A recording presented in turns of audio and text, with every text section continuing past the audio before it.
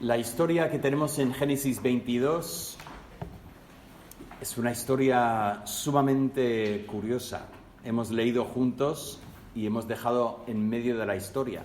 Hemos dejado a Abraham con un cuchillo en la mano, con su hijo Isaac yendo hacia el monte.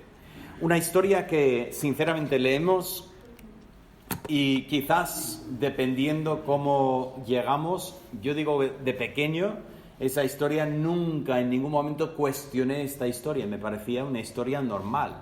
Era niño cuando escuché esta historia por primera vez y bueno, es la historia y ya está. Sin embargo, yo creo que hoy en día leo esta historia con otros ojos. Leo esta historia y hay una parte de mí que dice, vaya historia, ¿no? Qué curiosa esta historia.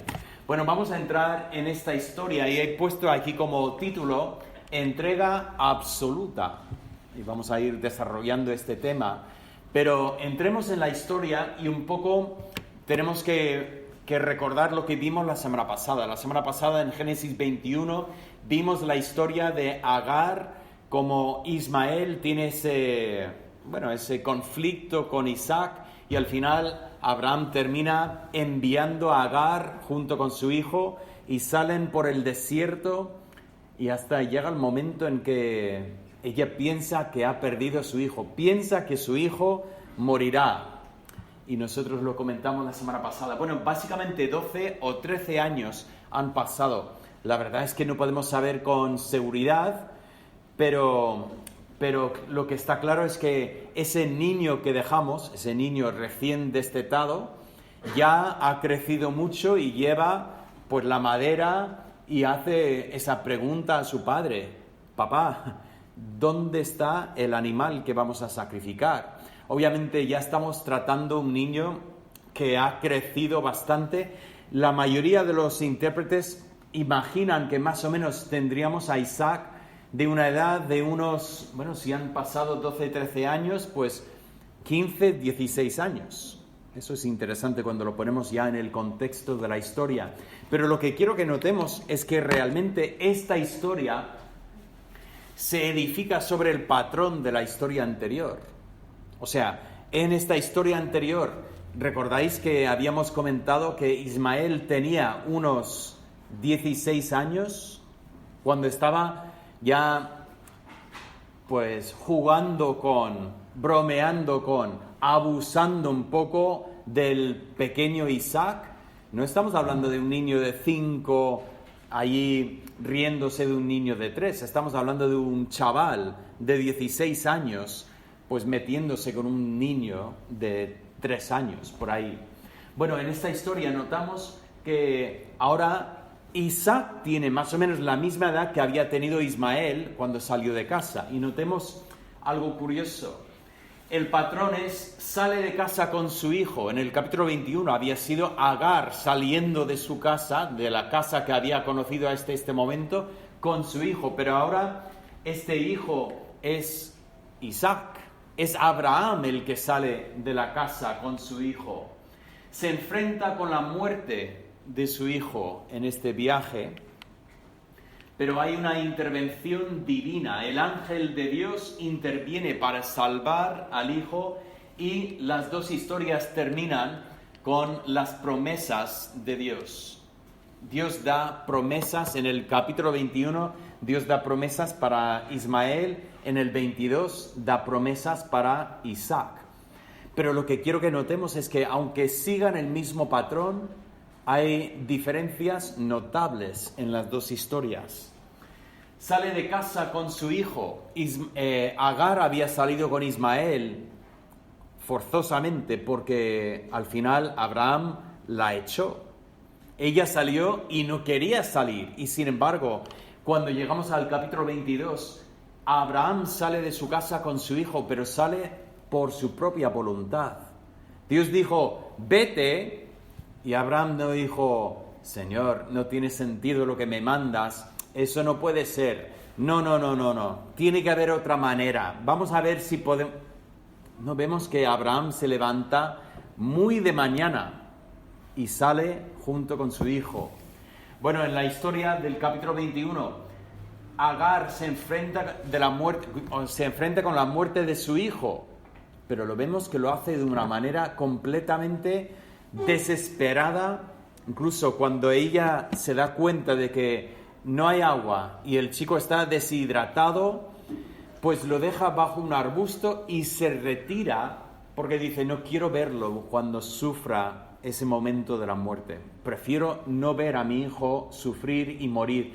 Y lo abandona ahí bajo este arbusto.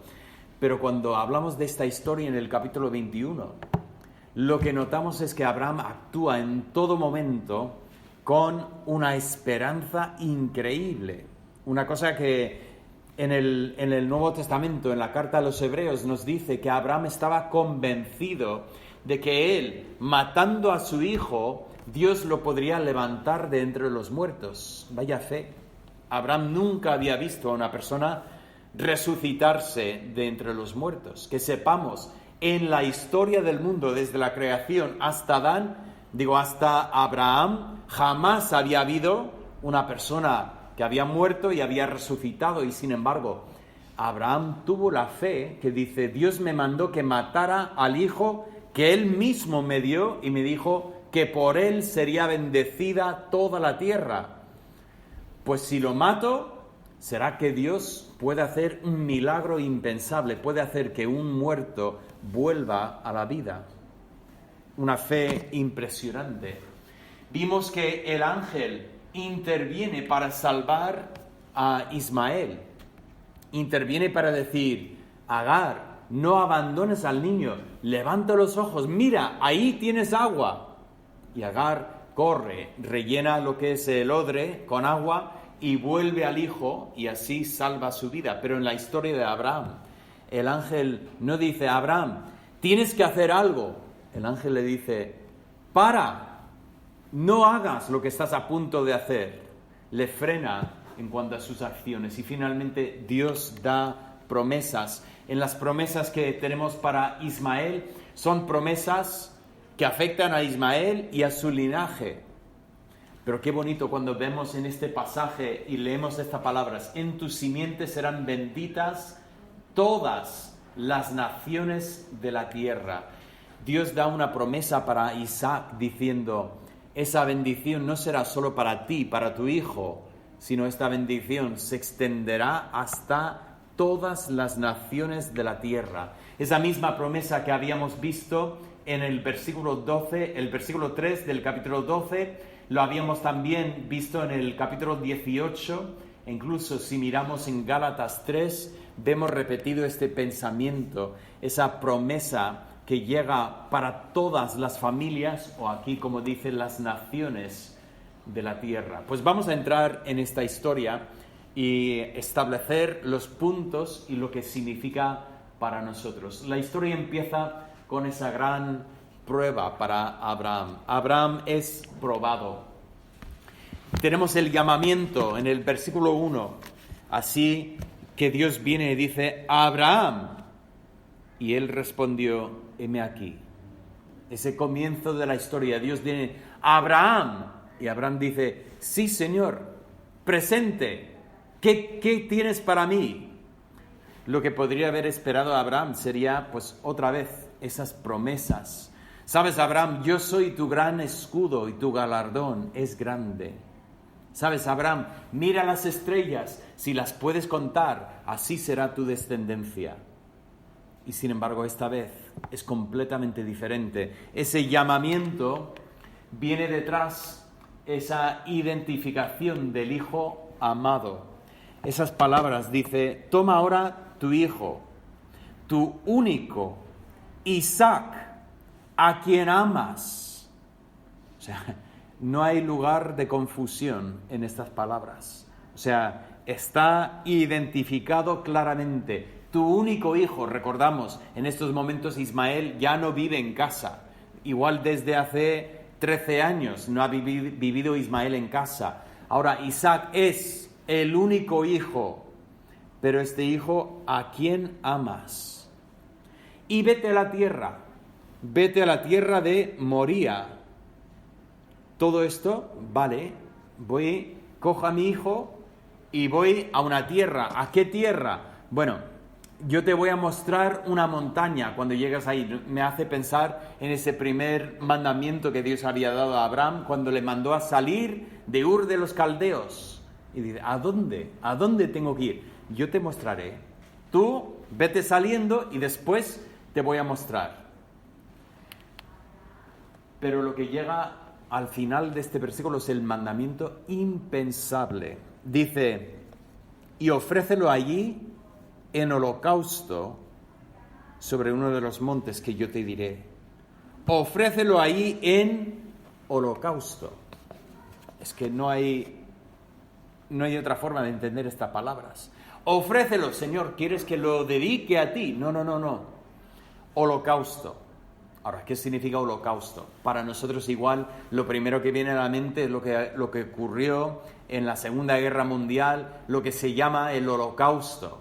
Eso es terrible, lo que ocurrió con campos de concentración donde mataron a miles y miles de personas. Pero la palabra bíblica tiene que ver con un sacrificio con fuego. Es encender un fuego y consumir por completo un sacrificio. Que se hiciera con un animal, hoy en día lo podemos ver como una cosa, una cosa de crueldad de los animales. Primeramente tenemos que reconocer que mataban al sacrificio, al animal, no era echar al pobre animal vivo dentro del fuego, era sacrificar al animal, matarlo y después con ese cuerpo pues quemar este cuerpo en un sacrificio ante Dios. Pero no estamos hablando de un animal, estamos hablando de tu único hijo, a quien amas, Isaac. Mátalo, ponlo sobre un altar y enciende su cuerpo para quemarlo hasta que no queda nada. Esa parte de la historia digo que es impensable para nosotros, pero cuanto más para Abraham. Si podéis imaginar lo que ocurre dentro de la mente de Abraham en estos momentos. Señor, no comprendo. Llevo más de 25 años esperando a este hijo. Y así era. Desde los 75 años, Dios había prometido, te voy a dar un hijo. Pero no podía tener un hijo. ¿Recordáis ese momento que dijo, Señor, tengo un esclavo que nació en mi casa? Y Dios dijo, no, el esclavo no. Bueno, Señor, me caso con Agar y tengo un hijo con ella. Y Dios dice, no, Abraham, ese tampoco era mi plan. Y por fin tiene al hijo de la promesa. Y ahora viene Dios y dice, vale, mátalo y quémalo. Señor, no entiendo nada. Pero quiero comentar un poco sobre esta historia, varios puntos aquí. Primeramente, esas son las preguntas que debemos tener en esta historia. ¿Por qué pide Dios un sacrificio humano? Estaba leyendo en un comentario y pues dijo algo que me llamó mucho la atención. Dice, en el contexto del mundo de Génesis, la gran pregunta no es ¿por qué pide Dios un sacrificio humano? La gran pregunta sería ¿por qué no pide Dios un sacrificio humano? Eso sería lo más habitual entre los pueblos que vivían alrededor de Abraham, según lo que conocemos de la historia. El sacrificio humano era una práctica muy extendida entre los pueblos de esa zona de la tierra y muchas otras zonas de la tierra durante muchísimo tiempo. O sea, que Dios pida un sacrificio humano, que, vamos a decirlo así, que un Dios pida un sacrificio humano, era bastante normal para el pensamiento humano. Pero desde luego nosotros miramos esto y decimos, ¿pero por qué pediría el Dios verdadero? Y efectivamente, si miramos lo que pone la ley, ahora eso es posterior a Abraham, por supuesto, pero si miramos en Levítico 18, encontramos que Dios dice claramente, no quiero un sacrificio humano, no quiero que matéis a una persona a nombre de Dios. También lo tenemos repetido en el capítulo 20, en Deuteronomio 12 y 18, Dios vuelve a recalcar que no quiere sacrificios humanos. Entonces volvemos a la pregunta. Entonces, ¿por qué pide Dios un sacrificio humano? Bueno, lo que está claro en la historia es que Dios nunca quiso que Abraham matara a su hijo.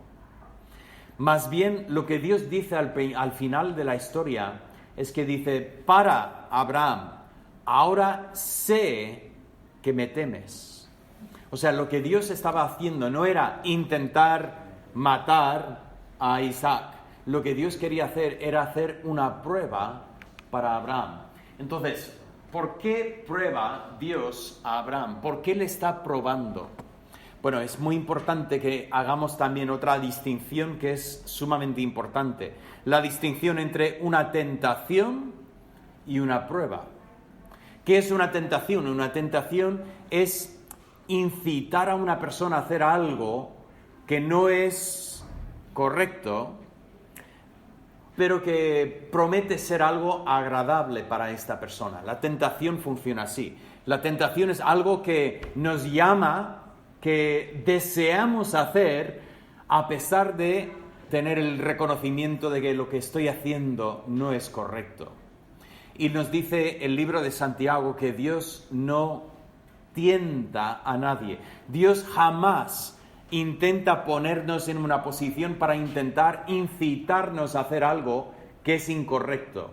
Más bien lo que nos dice la Biblia es que Dios quiere todo lo contrario. Dios quiere que hagamos lo correcto siempre. Así que en esta historia no estamos hablando de una tentación, que Dios está intentando llevarle a Abraham a hacer algo que luego después es malo. Más bien una prueba es una situación en que debemos hacer algo, pero no queremos hacerlo porque podemos pensar en 1000 motivos de no hacer esta cosa. Es algo que nosotros resistimos a hacer. Y sin embargo, la prueba viene cuando Dios pone delante de nosotros: ¿vas a obedecerme o no? Y la Biblia dice claramente que Dios muchas veces nos pone en situaciones donde no es fácil hacer lo que debemos hacer, pero Dios promete estar con nosotros y ayudarnos a hacer lo correcto. Entonces, en esta historia, lo que tenemos no es una tentación, sino que tenemos aquí una historia donde Dios quiere revelar lo que está en el corazón de Abraham. Ahora, la siguiente pregunta es: ¿revelar a quién? O sea, ¿sabía Dios lo que había en el corazón de Abraham? Desde luego que sí. Pero Dios quería revelar a Abraham lo que había en su corazón, y no solo a Abraham, sino también para testimonio eterno, para todas las generaciones, para saber nosotros qué tipo de fe tenía Abraham. Por lo tanto, tenemos esta historia, lo tenemos también en Santiago 2:21. Santiago nos dice que cuando Abraham llevó a su hijo y lo puso sobre el altar, eso demostró realmente que había fe en su corazón. Demostró hasta qué punto había creído en Dios y le fue contado por justicia. Si recordáis esa frase del capítulo 15, esa frase tan importante: Abraham creyó a Dios y le fue contado por justicia. Así que vamos a hablar de esta prueba que Dios le pone delante de Abraham. Bueno, viene el mandamiento, este mandamiento impensable, y lo que encontramos es que Abraham enseguida se prepara. Primeramente se prepara para el viaje. Nos dice, otra vez más, aprieto el botón primeramente tenemos su obediencia inmediata. Lo comentamos en el capítulo anterior. Dios le dijo a Abraham: envía a Agar. Es correcto, hazlo. Abraham decía: pero es que me molesta hacerlo, no sé, hay algo que... Y Dios dice: hazlo. Y nos dice el texto que Abraham se levantó muy de mañana. No tenemos ese momento de apretar el botón en el despertador para 9 minutos más de sueño. No sé si vosotros sois aficionados del botón ese. Yo confieso, a mí me encanta el botón ese. Yo siempre digo, así es como aprendí la tabla de 9 de multiplicación, despertándome a las a las 6, a las 6:09, a las 6:18, a las 6:27, así vivo. Pero bueno, Abraham se levantó muy de mañana. No hay tiempo para decir, bueno, voy a dar tiempo para a lo mejor Dios cambia de opinión. No, muy de mañana se levanta y prepara el viaje. ¿Qué es lo que necesita para el viaje? Pues nos dice que coge un grupito, 2 siervos suyos con su hijo y con su animal. Ahí está su fiel animal. Corta la leña, coge el cuchillo. Bueno, pensaba que había puesto todo esto, pero estaba más adelante. Coge todo lo que necesitan y salen de viaje. Una pregunta. ¿Creéis que se lo contó a Sara? ¿Qué opináis? Yo imagino que no lo comentó ni con Sara ni tampoco con Isaac. Por la pregunta que hace Isaac parece que no tiene ni idea de lo que está pasando. Y desde luego estos 2 siervos que estaban ahí tampoco. Creo que Abraham no lo había comentado con nadie. ¿Qué hubiera pasado? Si dice Sara, cariño, voy a llevar a Isaac y lo voy a sacrificar en holocausto sobre un monte. Vuelvo en pocos días. Todos nosotros que estamos casados ya estamos imaginando la escena, ¿no? Antes de sacrificar a Isaac, Sara sacrifica a Abraham. Creo que más o menos sería la historia, ¿no? Si lo cuenta a los siervos, tiene 3 días de viaje, pero Señor, es una locura lo que va a hacer. No puede ser, no puede ser. Interesante, creo que Abraham no se lo cuenta a nadie. 3 días de viaje. Y los siervos pensando, ¿por qué vamos tan lejos para hacer un sacrificio? ¿No lo podríamos haber hecho ahí mismo en la casa? ¿No tienes un altar ahí que podríamos haber hecho? Y después de 3 días, Abraham desde lejos ve la montaña y dice, vale, hasta aquí, señores, os quedáis aquí, yo y el muchacho iremos. Pero ahí es donde encontramos una frase sumamente curiosa en la historia. ¿Habéis notado la frase? Yo y el muchacho iremos y volveremos. Qué interesante, ¿no? Dice, y volveré. Una vez más, para que los siervos digan, ¿cómo que volveré? ¿Y qué pasa con el muchacho? No, pero aquí tenemos la fe de Abraham. Dice, yo voy a ir ahí con el muchacho y yo sé lo que voy a hacer cuando llegue ahí, pero yo voy a volver aquí con el muchacho. Porque vuelvo a decir, Hebreos nos dice que él estaba convencido de que Dios era incluso capaz de levantarlo de entre los muertos. La preparación para el viaje y luego después la preparación para el sacrificio. Empiezan a ir hacia la montaña y Isaac hace la gran pregunta del millón. Dice, papá, tengo una pregunta. Tenemos la leña aquí. Tenemos el fuego. No sabemos si era una linterna con aceite, por ejemplo, que estaba ya encendido. Tenemos el cuchillo. Tenemos todo lo que hace falta para el sacrificio, pero nos falta la parte más importante. Nos falta el animal que vamos a sacrificar. Papá, ¿se te ha olvidado el animal? Me pregunto si algún siervo no habría pensado lo mismo en el viaje, pero parece ser que nadie le hizo el comentario en ningún momento. Respuesta de Abraham.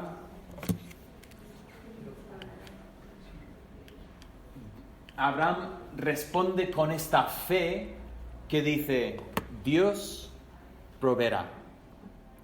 Dios proveerá. En su mente solo podemos entender que él está pensando, Dios proveerá y eres tú. Pero Dios proveerá vida después del sacrificio. No sé cómo, pero de alguna forma Dios proveerá. Y así lo deja en estas palabras en el aire. Hasta que lleguen al sitio y hacen el altar. Y luego viene lo que leemos y decimos, ¿cómo puede ser esto? El versículo dice, y cuando llegaron al lugar que Dios le había dicho, edificó ahí a Abraham un altar y compuso la leña y ató a Isaac su hijo y lo puso en el altar sobre la leña. Tenemos que recordar que en estos momentos Abraham tiene Si tenía 100 cuando nació, pues tiene 116 años. No es un hombre jovencito. Isaac es un chaval fuerte, con 16 años, 15, 16. Un chaval ya igual más grande que su padre, pero con una fuerza que trae la juventud. Es imposible que Abraham ate a Isaac y lo meta allí a la fuerza. Entonces, en esta historia no solamente veo la fe de un padre, sino veo la fe de un hijo. Y sinceramente es una gran fe también. Isaac dice, pero papá, ¿qué me estás haciendo? Y el padre dice, mira, hijo, no entiendo esto, pero Dios me pidió que hiciera esto. Y yo solo voy a creer en Él, que de alguna manera de aquí saldremos tú y yo los dos y volveremos ahí a los siervos. Pero déjame hacer esto, déjame obedecer a Dios. Dios jamás me ha faltado y no nos va a faltar ahora. Confía en mí. ¿Cómo confías en esto? Y sin embargo es lo que nos cuenta. Ahí está Isaac atado al altar y ahí está Abraham preparado. He puesto esta imagen, es un cuadro famoso de Caravaggio, ese juego con las luces y las sombras, pero vemos a Abraham y ahí está Isaac en el altar y tiene el cuchillo, así es como lo cuenta la historia. Vemos a Abraham determinado de cumplir lo que Dios le mandó a hacer. Y justo en este momento, tal como vimos en la historia anterior, tenemos la intervención de Dios. Dios se presenta y esta intervención viene cuando Dios le dice, Abraham, Abraham. Qué interesante. Le había llamado así al principio del capítulo, pero ahora Dios grita 2 veces, Abraham, Abraham. Tenemos la sensación de que Abraham estaba a punto de llevar el cuchillo allí al cuello de su hijo para terminar con su vida y Dios le frena. Y vemos a Abraham contestando de la misma manera que había contestado al principio. Heme aquí, Señor. ¿Qué quieres de mí? Aquí estoy. Y Dios dice, tengo un nuevo mandamiento. No le hagas daño al niño. El sacrificio realmente no es de él. Más bien, levanta tus ojos y mira. Le dirige la atención hacia un arbusto. Y ahí en este arbusto está trabado un carnero. Ya los cuernos están trabados en el arbusto y el animal está esperando que Abraham recoja este animal. Dios dice a Abraham, porque ya he demostrado lo que hay en tu corazón. Ya se sabe que temes a Dios.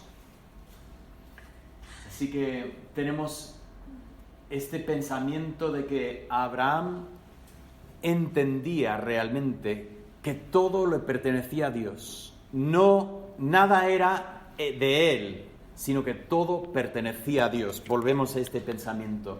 Y entonces tenemos el carnero sustituto, este animal que Dios había preparado y que cumple exactamente con las palabras de Abraham, con su hijo. Dice, papá, ¿dónde está el sacrificio? Dice, Dios proveerá.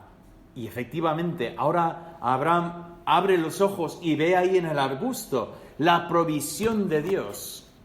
Y la historia termina con este nombre del sitio, ese nombre de Jireh. Jehová Jireh, el Señor provee. Ese pensamiento de que Dios es capaz de proveer para todas nuestras necesidades. Y la historia termina con estas promesas, como habíamos comentado. Primeramente la promesa de descendencia en el 17, luego después de la tierra, de poseer las puertas de sus enemigos y finalmente, como leímos al principio, las naciones benditas en la simiente de Abraham. Ahora, esta historia, que vuelvo a decir, yo jamás había cuestionado esta historia y me parecía una historia normal. Es una historia sumamente difícil de imaginar a un padre a punto de tomar la vida de su hijo pensando que está obedeciendo a Dios. Pero entonces tenemos que volver a ver esta historia y decir, ¿realmente qué está pasando en esta historia? ¿Realmente cuál es el propósito de esta historia? Y creo que el propósito de esta historia, todo viene a este punto, a las naciones benditas en su simiente. O sea, tenemos esa promesa. Desde el capítulo 12 hemos visto esta promesa. En ti serán benditas todas las familias de la tierra. Pero Dios jamás ha dicho cómo va a bendecir a toda la tierra por medio de este hijo de Abraham. O sea, ¿por qué van a ser benditas todas las familias de la tierra? ¿En qué sentido? Materialmente, anímicamente, o sea, todo el mundo va a estar feliz, contento. Espiritualmente, ¿cómo va a ser esta bendición? Pues esta historia empieza a abrir esta ventana para ayudarnos a entender algo de esta bendición. ¿Qué es lo que nos cuenta esta historia? Bueno, primeramente la historia termina, dice, y volvió Abraham a sus siervos y se levantaron y se fueron juntos a Berseba y habitó Abraham en Berseba. Que todavía, sabes que hay preguntas en nuestra mente cuando leemos la Biblia. Me pregunto si se lo contó a Sara cuando llegó a casa. Igual esperó un par de años para contarle, no lo sé. Sumamente difícil seguramente para escuchar esta historia. ¿Estabas a punto de hacer qué con nuestro hijo? Y sin embargo, imagino que sí que lo habría contado porque así entraría en la tradición del pueblo. Aunque, por supuesto, entendemos que Moisés escribe esta historia bajo inspiración, que Dios le revela los detalles para escribir, pero imagino que sí que cuenta esta historia. Pero, ¿qué es lo que nos enseña esta historia realmente? Pues nos enfatiza ese pensamiento, el sacrificio del Hijo amado, el Hijo único, a quien amas, llévalo y sacrifícalo. Eso entra un gran tema de la Biblia, el gran tema de la Biblia. O sea, desde que hemos comenzado la Biblia y hemos leído en Génesis 3 que la simiente de la mujer un día pisoteará la cabeza de la serpiente. Esa primera promesa que Dios va a hacer algo para deshacer la maldición del pecado que está sobre la humanidad. Y seguimos leyendo, llegamos a un pasaje como este y cogemos esta imagen del Hijo amado sobre el altar y nos empieza a abrir la visión para empezar a entender que lo que Dios va a hacer, la simiente de Abraham que será de bendición para toda la tierra, va a ser por medio de un sacrificio, el sacrificio del Hijo amado, el único Hijo. Pero esta historia introduce un pensamiento del sustituto. Cuando Abraham tenía a su hijo amado, a su único hijo sobre el altar y estaba listo para terminar con su vida, Dios proveyó un sacrificio para él, un sustituto para él. Y ese sustituto es el que luego después se puso en el mismo altar, el altar que estaba hecho para Isaac. Imagino que el tamaño era más grande para realmente ser un altar para un chaval de 16 años. Y sin embargo se puso este sustituto sobre ese mismo altar. Y la misma madera que tenía que consumir el cuerpo del hijo, consumió el cuerpo de aquel carnero. El cuchillo que Abraham tenía en la mano listo para acabar con la vida de su hijo, acabó con la vida de este carnero, el pensamiento de un sustituto. Y todo esto empezamos a conectar todo con lo que vino Cristo para hacer. Cristo, el Hijo de Dios, vino a este mundo. ¿Con qué propósito? Para ser puesto sobre un altar de madera, clavado en ese altar en alto, para derramar su sangre, para ser el sacrificio para la humanidad. Pero lo curioso es que en esta historia, en el último instante, Dios interviene y dice: ¡Abraham, Abraham! Y le frena de quitar la vida de su Hijo. Pero cuando el amado, único Hijo de Dios estuvo puesto sobre la cruz, no hubo nadie para intervenir, para decir, Dios mío, provee otro sustituto, porque Él es el sustituto. El amado Hijo es el sustituto que Dios proveyó para nosotros. Y por lo tanto, esta historia realmente revela de manera tan preciosa el Evangelio. ¿Quién es Cristo?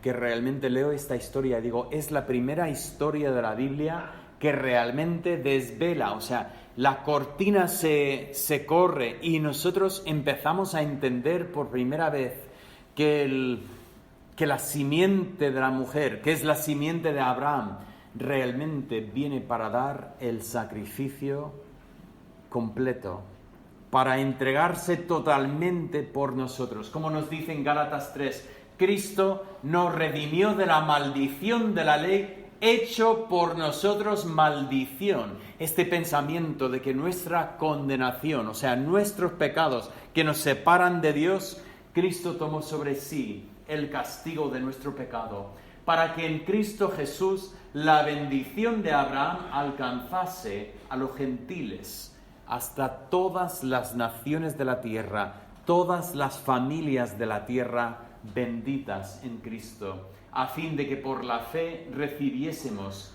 la promesa del Espíritu. Esta historia es preciosa porque he puesto como título aquí entrega absoluta. Y estoy jugando con dos temas en este título. Primeramente, esta historia se trata de realmente la entrega absoluta de Abraham. Dios dijo, quiero que lleves a tu hijo y lo sacrifiques sobre un monte. Cualquier otro padre, igual en toda la historia del mundo, no lo sé. Yo pienso en mí mismo y no sé, primeramente eso no es algo que se repite, no es algo que Dios me diría, pero es que imagino a mí mismo en esa situación y digo, no sé, ni sé lo que podría llegar a hacer en este momento porque me parece tan fuerte el pensamiento, pero notamos en Abraham esa entrega absoluta, que Dios dice, dame tu hijo, y Abraham dice, vale, me va a costar todo lo que soy. Imagino que cuando Abraham estaba ahí, estaba llorando el hombre, estaba con lágrimas cayendo de su cara, porque estaba haciendo en contra de su voluntad algo que solo la fe le impulsaba hacia adelante. Y sin embargo, Dios dijo, para Abraham, se nota ahora que realmente temes a Dios, que realmente lo que Dios manda tú estás dispuesto a hacer, aunque sea difícil, aunque sea impensable para ti, estás dispuesto a obedecer a Dios. Pero también es una historia de entrega absoluta, porque lo que nos muestra esta historia es la entrega absoluta de Dios, que de tal manera amó al mundo que ha dado a su Hijo para morir en la cruz en nuestro lugar. Entonces, para terminar este mensaje, si tú has conocido la entrega absoluta de Dios, que Él entregó su Hijo amado, su único Hijo por ti, para salvarte, ¿cuál debería ser la reacción tuya? La única reacción lógica, coherente, es la entrega absoluta en la otra dirección. Si Él se entregó todo por nosotros, ¿cómo podemos aguantar y decir, no, pero yo no entrego del todo? Voy a darle un poco. Voy a darle a Dios, pues un día a la semana. Y con esto basta. Voy a darle a Dios, pues unos céntimos de lo que me da. Y con esto basta. Voy a obedecer a Dios siempre y cuando me interesa a mí, pero si no lo veo, pues no lo voy a hacer. Qué terrible, habiendo nosotros recibido la entrega absoluta de Dios, tener así un pensamiento mezquino de no doy a Dios ni la mitad de lo que me ha dado a mí. Así que esta historia es preciosa, difícil sí, pero preciosa porque nos lleva a ver a Cristo y eso nos devuelve a nosotros el pensamiento: ¿y yo qué estoy dispuesto a hacer para servir a mi Señor? Señor, te doy gracias por esta historia, lo que significa. Gracias por la imagen de Cristo que tenemos en esta historia. Y Señor, gracias por tu entrega absoluta, que estabas dispuesto incluso a descargar tu ira contra mí sobre tu Hijo que estaba tomando mi lugar en la cruz. Pido, Padre, que me ayudes a darte todo lo que tengo, todo lo que soy. A abrir la palabra todos los días para obedecer lo que tú me dices en ella. Dejar que tu Espíritu Santo sea dueño absoluto de mi ser. Y pido así que tú seas glorificado en mi vida y en la vida de cada uno de mis hermanos que está aquí. Pido, Señor, que te glorifiquemos con todo lo que decimos y hacemos y pensamos y somos. Y lo pido en el nombre de Cristo. Amén.